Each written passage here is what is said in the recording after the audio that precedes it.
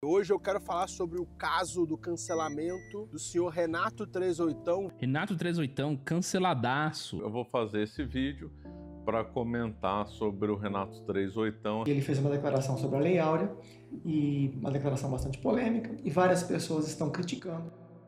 Você já ouviu alguém publicamente dizer que a Lei Áurea pode ter sido um grande erro, velho?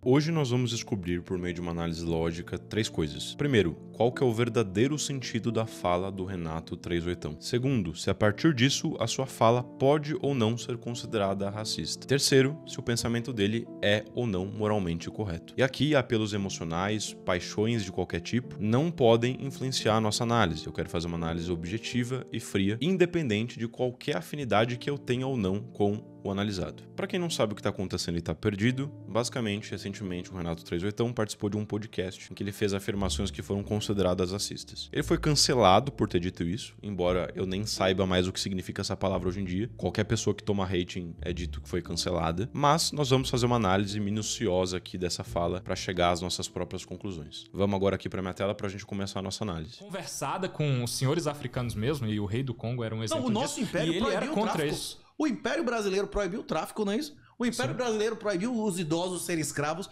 teve a lei do ventre livre. Inclusive, um dos grandes motivos do Império ter acabado foi a revogação de propriedade. Aí que a escravidão acabaria de qualquer maneira em menos de 40 anos, não é isso? Sim. Tá, então aqui ele está dizendo que a revogação de propriedade, no caso ele está se referindo especificamente aos escravos como propriedades, que independentemente de você considerá-los ontologicamente realmente passíveis, né? Um ser humano passível de ser propriedade de outro, aqui ele pode estar se referindo, por exemplo, a uma noção positiva, né? Legal de propriedade. Então eles eram legalmente uma propriedade. Depois a gente vai discutir mais esse ponto. Então ele já começa tentando defender aqui que a Lei Áurea, que foi a lei responsável justamente por, né, abolir a escravidão, ela não seria necessária porque com as leis que já existiam, né, a lei dos sexagenários, a lei Eusébio de Queiroz, a lei do ventre livre, já seriam suficientes para em menos de 40 anos acabar com a escravidão. A gente vai depois formalizar certinho todo esse raciocínio do 38ão, mas assim, esse argumento já começa problemático a partir desse primeiro ponto, porque se você considera, né, que a coisa é imoral e que existe uma certa urgência para que ela seja resolvida, você não acha, né, razoável esperar mais 40 anos. A partir do momento em que se ganha uma consciência moral do problema daquilo existir, você argumentar que em menos de 40 anos isso seria resolvido já é um argumento muito fraco. Ainda mais no contexto do Brasil, que foi um dos últimos países, foi o último país, na verdade, se eu não me engano, da América Latina e do Ocidente a abolir a escravidão realmente. Mas vamos continuar ouvindo o que ele tem a dizer. Já não tinha lei do ventre livre há mais de 10? Nossa, quando já tinha a lei do sexagenário, não é isso? A escravidão acabaria no Brasil antes da Segunda Guerra Mundial, velho.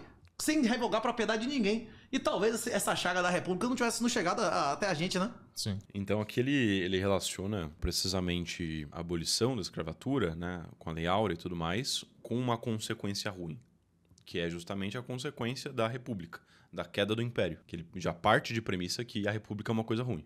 Tudo bem. Naturalmente, precisa partir de premissas para fazer uma argumentação, né? E ele parte dessa premissa. Só que a partir do momento em que você argumenta dessa forma, dizendo que em termos de consequência seria menos pior, por exemplo, que deixasse a escravidão acabar naturalmente em 40 anos, do que abolir naquele momento, você está partindo para uma ética consequencialista, ou seja, uma ética que não considera a ação em si mesma que está sendo realizado como moral ou imoral, mas o que é moral ou imoral depende das consequências que ela gera. E esse tipo de ética traz uma série de paradoxos e problemas. É aquela coisa de, sei lá, se todo mundo, né, num certo ambiente, numa certa sociedade, concordar, por exemplo, que um indivíduo seja escravo, ou que uma parte dessa sociedade seja escrava. Dentro de uma ética consequencialista, por exemplo, que priorize a maior quantidade de bem, a maior parte de pessoas possível, devem existir cenários como esse em que, às vezes, cometer injustiças com uma minoria vai, em termos de consequências, trazer melhores consequências. Ou seja, é um tipo de ética que viola qualquer noção de justiça que nós possamos ter. Então parece, a princípio, que esse argumento do 38ão só funciona dentro desse paradigma, de um paradigma de uma ética consequencialista, que, primeiro, é um tipo de ética muito problemático, e segundo, até onde eu tenho consciência, pelo 38ão ser um cristão, ele não defende esse tipo de ética. Então, nesse sentido, já tem aqui uma certa incoerência interna no raciocínio, no pensamento do 38ão. É, irmãozinho. Rapaz, você já ouviu alguém publicamente dizer que a Lei Áurea pode ter sido um grande erro, velho? Eu tenho medo disso aí. Não, mas a escravidão já ia acabar, porra. Não, a escravidão já ia acabar. Não podia importar escravo. Quem nascesse não era escravo. Fizesse 60 anos não era escravo, não é isso? Ó, aqui é um ponto relevante, porque ele toca muito no ponto de que a escravidão ia acabar de qualquer jeito. Essa aqui é uma informação importante já para a gente tirar alguma conclusão ou uma suspeita de conclusão em relação à afirmação de que ele é racista. Na minha opinião, ele é tanto racista quanto qualquer consequencialista no meio progressista, que é principalmente o meio que está cancelando ele. A ética consequencialista, éticas utilitaristas, é o modelo de ética mais comum, que você mais vê pessoas defendendo. Então, se ele fez uma argumentação que no aspecto consequencialista faz com que a escravidão se torna uma coisa aceitável por um certo período de tempo, por exemplo, ou no mínimo preferível a um outro cenário, né, segundo ele, o cenário da Lei Áurea, por exemplo, por consequência, todo consequencialista sério deveria estar comprometido com essa tese. E, portanto, todo consequencialista deveria ser considerado racista. Agora, isso é absurdo, né? Isso com certeza é absurdo. Porque mesmo numa ética consequencialista como essa, é claro que as motivações não são raciais. É em termos de resultados objetivos, de benefício e prejuízo. Então a acusação simplesmente pelo conteúdo estrito da fala dele, de que ele é racista, é absurda, não faz sentido. Ele não nos dá nenhuma informação aqui que nos permita concluir que ele é racista. Tem que ser muito tapado, ter uma inteligência muito limitada para conseguir ver racismo nisso, assim como tem que ser tapado para conseguir ver nazismo, a palavra que provavelmente vai ser censurada nesse vídeo, no Monark, né, naquele episódio do Flow. O que você pode defender, de repente, é que, na verdade, ele defende essas coisas, né, tanto o Monark quanto o Renato 3oitão, eles estão defendendo essas coisas que, explicitamente, do ponto de vista estritamente lógico, não é racista, não é nazista, mas que ele tem motivações de fundo e ocultas racistas e nazistas. Ou seja, uma análise psicológica do que está implícito ali, do que provavelmente é uma motivação obscura que ele não traz à tona, não conta pra ninguém porque ele quer esconder, mas no fundo ele é racista. Agora, acusações desse tipo são coisas bem graves e bem sérias. Então, para fazer esse tipo de acusação psicológica, você precisa ter uma boa base de evidências para dizer isso aí. Senão é uma acusação leviana e muito problemática, muito perigosa. Diria, inclusive, que é o tipo de acusação que banaliza esses adjetivos. Porque quando você chama alguém que é realmente racista de racista, a acusação perde o peso. E fora que esse hábito na internet de sair acusando todo mundo de racista, de fascista e etc, é uma coisa que já tá muito banalizada e a gente não pode ser a favor disso. Tipo de comportamento completamente absurdo, né? A gente não pode supor que a maioria da internet é psicóloga e consegue ter essa leitura sutil do que tá por trás das motivações das pessoas. Não, essas pessoas são só levianas mesmo. Então, só utilizando uma estratégia retórica de macular a imagem de certos personagens, atrelados a certos valores, a certos movimentos, ideologias políticas que eles não concordam, para conseguir, por meio dessa falácia do espantalho, evitar, né, afastar as pessoas desse tipo de movimento. Então é completamente absurdo chamar o 3oitão de racista a partir desse vídeo. Não entendeu o que eu tô dizendo? Ia ser gradual. Aí a mulher chegou e disse assim, olha, toda a sua propriedade agora não vale merda nenhuma. O proprietário de escravo fica feliz com a monarquia? A monarquia não existe pra manter a porra da relação natural, pra garantir seus direitos? Como é que ela revoga a sua propriedade sem indenização, porra? Hein? Tá, então aqui ele traz uma fundamentação, né, a essa premissa com relação a por que por conta da Lei Áurea o Império caiu. E aí a Lei Áurea foi um equívoco, então? Rapaz, foi uma lei que violou direitos de propriedade estabelecidos, que trouxe insegurança jurídica e impopularidade à Casa Imperial, não é isso? Trouxe popularidade e revogar a propriedade das pessoas? De forma nenhuma. Hein? Não tem como, né? Até porque a propriedade... É que é importante enfatizar quando ele fala direito à propriedade, você tem que falar que é direito à propriedade do ponto de vista legal da época, né? E não do ponto de vista real, né? Moral, enfim. E aqui você entra em discussões muito interessantes, né, com relação à lei, de filosofia do direito. Aqui, por exemplo, a questão de que se uma lei é injusta, ela deve ser aplicada mesmo assim, apesar da moral. Por exemplo, precisa de uma promessa do ponto de vista legal por parte de um governante, só que essa promessa é imoral. Ele ainda assim, por já ter feito a promessa, por exemplo, ele tá obrigado a seguir nessa promessa só porque ela foi feita legalmente, só porque o direito positivo exige isso. Uma questão bastante complicada. No final aqui do vídeo a gente vai formalizar todo esse raciocínio do 3oitão e fazer uma análise. Você olha, se amanhã o governo disser, rapaz, a distribuição de terras no Brasil, ela foi justa ou injusta?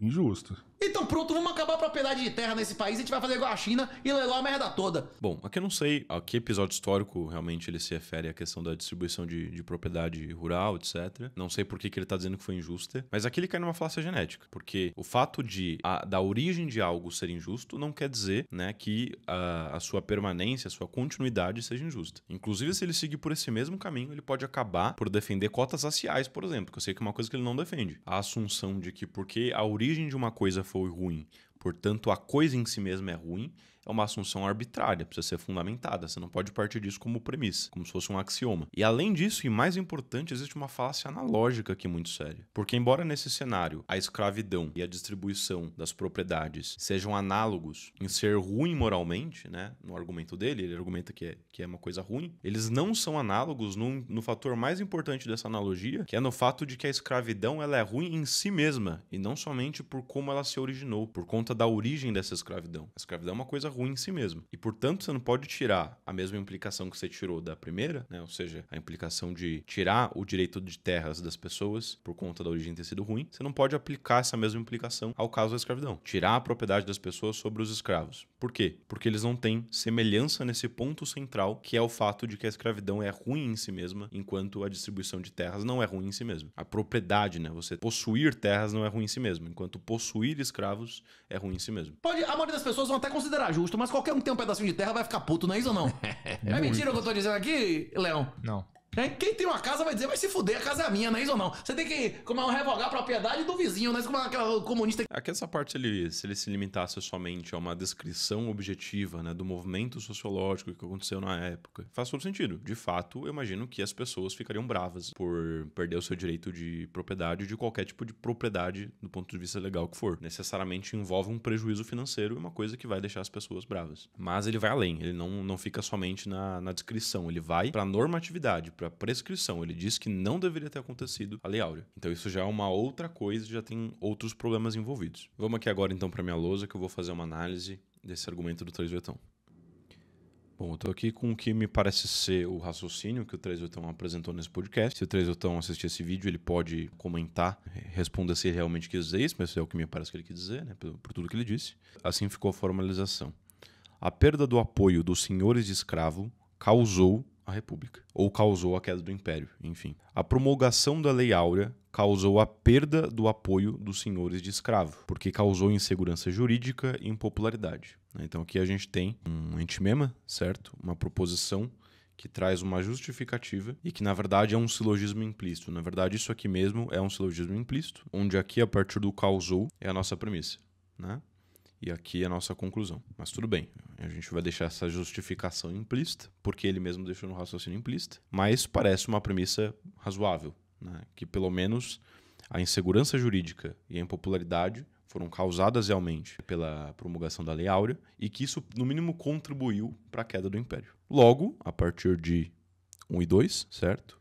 A promulgação da Lei Áurea causou a República. Aqui, formalmente falando, do ponto de vista estritamente lógico, essa conclusão se segue perfeitamente das premissas. O que poderia ser questionado é, do ponto de vista material, se realmente sozinha a promulgação da Lei Áurea seria suficiente para causar a República. Se essa foi a única causa, ou se ainda que tivesse outras causas, as outras não eram necessárias, porque essa aqui já teria sido suficiente para causar a República. Isso é uma questão historiográfica que precisa ser analisada com mais calma, né? Eu, como lógico, não tenho competência para fazer análises historiográficas. Não sou historiador. Uma implicação correta. Quarta proposição, premissa também. A República é ruim. O que causa coisas ruins é ruim. Ruim aqui do ponto de vista moral, imagino que ele esteja falando. Logo, a promulgação da Lei Áurea foi ruim. Esse aqui parece ser mais ou menos, tá, o raciocínio do 3/8 apresentado nesse podcast. Existem algumas variações que a gente vai ver ainda nesse vídeo, que surgem a partir da ambiguidade da fala do 3/8 e do seu raciocínio extremamente rápido e acelerado, né, e descontrolado, que a gente não consegue entender tão bem o que ele quer dizer, tá? Mas existem algumas variações possíveis. Então, a primeira objeção que pode ser apresentada desse argumento é uma objeção contra essa premissa, que é a quinta proposição, que é precisamente a premissa consequencialista do raciocínio do 3/8. Você pode dizer, ora, a ações morais devem ser preferidas independentemente das suas consequências. Se libertar os escravos trouxesse coisas ruins como consequência, trouxesse a república como consequência, trouxesse o nosso atual presidente como consequência, ainda assim libertar os escravos deveria ser feito, porque isso é uma ação moral, ela deve ser preferida independentemente das consequências negativas práticas que ela traz. Ora, a promulgação da Lei Áurea foi uma ação moral, portanto, deve ser preferida independentemente das suas consequências. Esse aqui é um argumento que pode ser apresentado contra essa premissa do 3/8. Mas aí, como eu disse que o 3/8 é cristão, e eu quero presumir que ele não está defendendo uma ética consequencialista, vamos deixar de lado essa nossa objeção e reformular um pouco esse argumento. Na verdade, não é este o verdadeiro motivo pelo qual o 3/8 considera que a promulgação da Lei Áurea causou a República. Na verdade, ocorre o seguinte: uma ação moral sem más consequências deve ser preferida a uma ação moral com más consequências.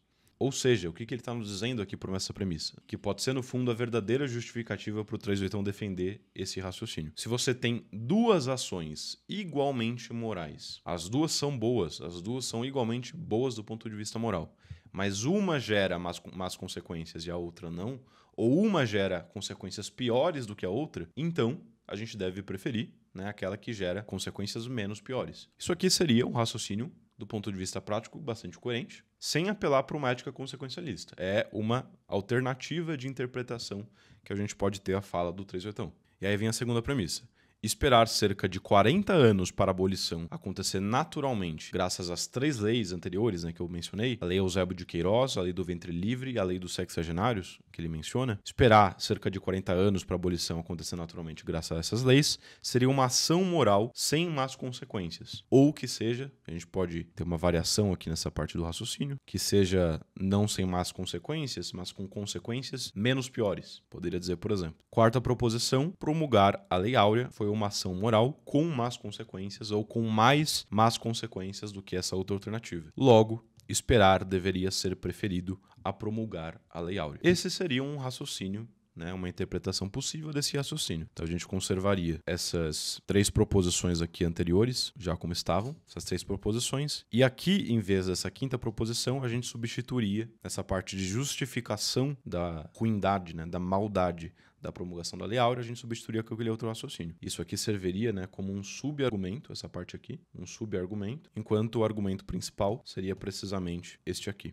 Outra forma de raciocínio que o 3/8 também pareceu apresentar nesse vídeo, né, uma outra forma de sustentar essa mesma conclusão, foi um bem semelhante, que é o seguinte: ainda promulgando a Lei Áurea, você indenizasse os senhores de escravos, né? Então a gente tem aqui a primeira premissa, igual à anterior, né? Então você tem que preferir uma ação moral com menos más consequências do que uma ação moral com mais más consequências. Segunda premissa, promulgar a Lei Áurea, mas indenizando aos senhores que perderiam sua propriedade dos escravos, seria uma ação moral sem más consequências ou com menos más consequências. Promulgar a Lei Áurea sem indenizar seria uma ação moral com más consequências. Logo, indenizar deveria ser preferido a não indenizar. Então aqui com essas duas proposições, a gente teria duas maneiras diferentes de sustentar a mesma tese. Tese de que a Lei Áurea, tal como foi promulgada, né, foi ruim. Ou porque você poderia esperar os 40 anos, ou porque você poderia promulgar a Lei Áurea, mas indenizando os senhores de escravo. Agora, mesmo esses dois raciocínios alternativos que a gente poderia usar, nós temos aqui 3 opções de argumento que o 3/8 poderia querer estar dizendo. Primeiro, a gente já mostrou que é um tanto problemático, e a gente tem esses outros 2. Mas ainda assim, com relação a esse primeiro argumento, essa segunda premissa é extremamente questionável. A premissa de que esperar cerca de 40 anos para a abolição acontecer naturalmente é uma ação moral, isso aqui é uma coisa extremamente questionável. A premissa muito complicada de ser defendida. Precisaria ser muito melhor fundamentada, né, para nos mostrar que realmente, por algum motivo, esperar cerca de 40 anos seria bom, né? Não vejo como você justificar isso aqui a não ser partindo para uma ética consequencialista que diga, por exemplo, que mesmo que esperasse 40 anos não fosse bom, seria menos pior, por exemplo, do que a República. Mas então você necessariamente cairia numa ética consequencialista no meu ponto de vista.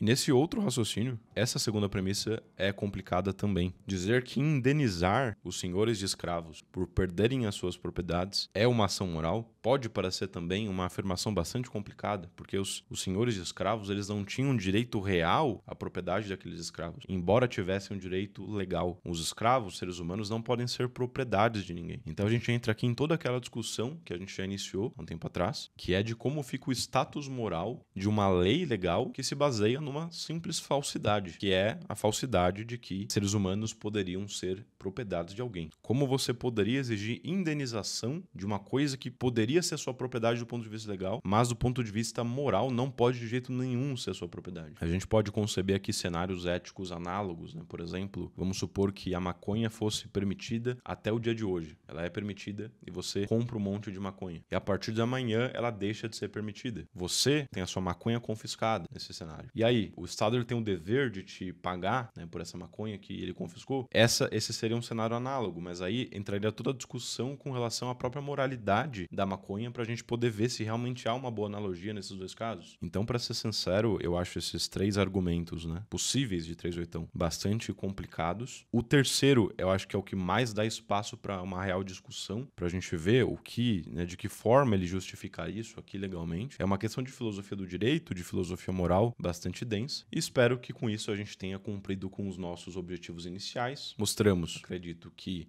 a acusação de que 3/8 é racista e leviana. Acho que consegui mostrar bem o sentido da sua fala. E se o pensamento do 3/8 é moralmente correto, me parece que não. Mas eu vou dar o espaço para você deixar aqui nos comentários a sua opinião. Muito obrigado por terem assistido e convido vocês a participarem da nossa live que vai acontecer no dia 20 sobre como ter um 2025 melhor. O link vai estar aqui na descrição.